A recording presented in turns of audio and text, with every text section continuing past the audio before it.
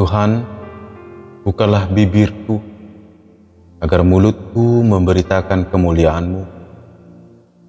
Ya Allah, ingatlah aku sesuai dengan anugerah-Mu. Tuhan, dengarkanlah aku sesuai dengan pertolongan-Mu yang penuh dengan kesetiaan. Kemuliaan bagi Bapa dan Anak dan Roh Kudus, seperti pada permulaan, sekarang dan dari kekal hingga kekal. Amin. Haleluya.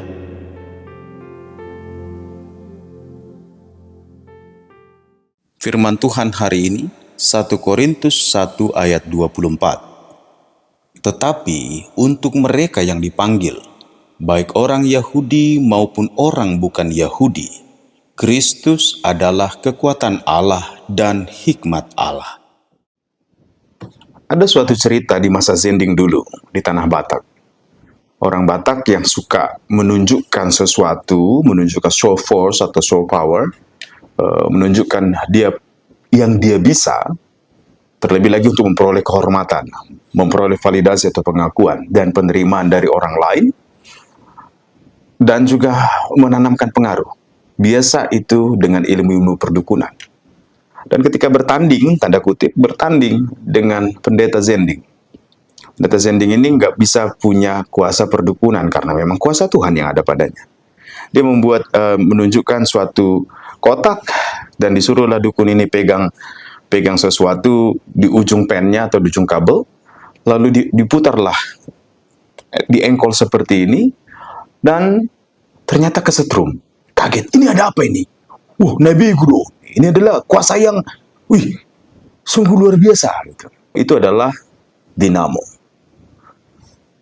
Kata yang dipakai tentang kuasa Allah dan hikmat Allah di ayat 24 ini adalah dunamis.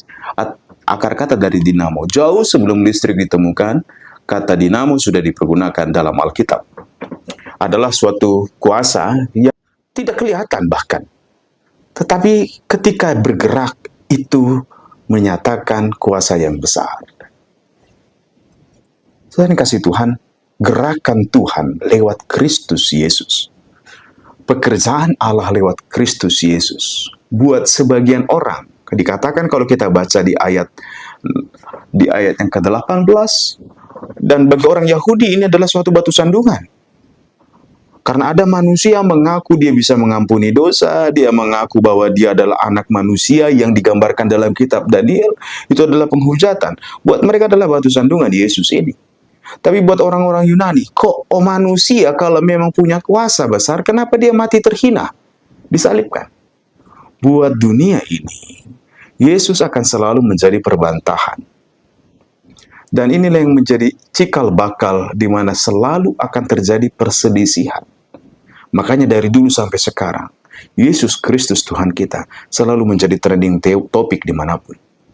Bahkan di dunia media sosial sekarang juga selalu dibahas tentang Yesus dan berdebat tentang Yesus. Saudara yang kasih Tuhan, kalau kita perhatikan di sini tentang hikmat Allah dan hikmat manusia. Hikmat manusia tidak bisa menggambarkan utuh tentang kuasa Allah. Jelas. Sama seperti kalau orang misalnya untuk mau membunuh kecoa atau membasmi kecoa, perlukah rudal bom nuklir?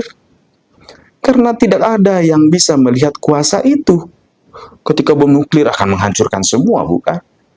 Tetapi Kristus Allah sendiri yang membuat kuasanya seperti terlimit atau justru supaya kita bisa mengubahkan kita. Jemaat yang dikasihi Tuhan. Sebagai orang percaya, adalah suatu karunia kita menjadi percaya. Mari kita ingat pengakuan iman kita di artikel ketiganya. Aku percaya kepada Roh Kudus dan Gereja yang kudus dan am dan seterusnya. Itu kalau kita perhatikan, memaknai itu bahwa adalah karunia Tuhan dan adalah pekerjaan Roh Kudus kita menjadi percaya dan dipanggil dalam persekutuan orang kudus, yaitu gerejanya. Oleh karena itu suatu hal yang kita perlu syukuri selalu sepanjang masa kalau kita telah menjadi percaya. Karena hikmat Allah dan kuasa Allah telah dinyatakan kepada kita dalam Kristus Yesus Tuhan. Inilah kekuatan Allah yang nyata dalam kasih-Nya lewat Kristus Yesus. Dan hikmat-Nya yang menata segala sesuatu dengan baik. Dan ternyata tatanan itu adalah cinta kasih.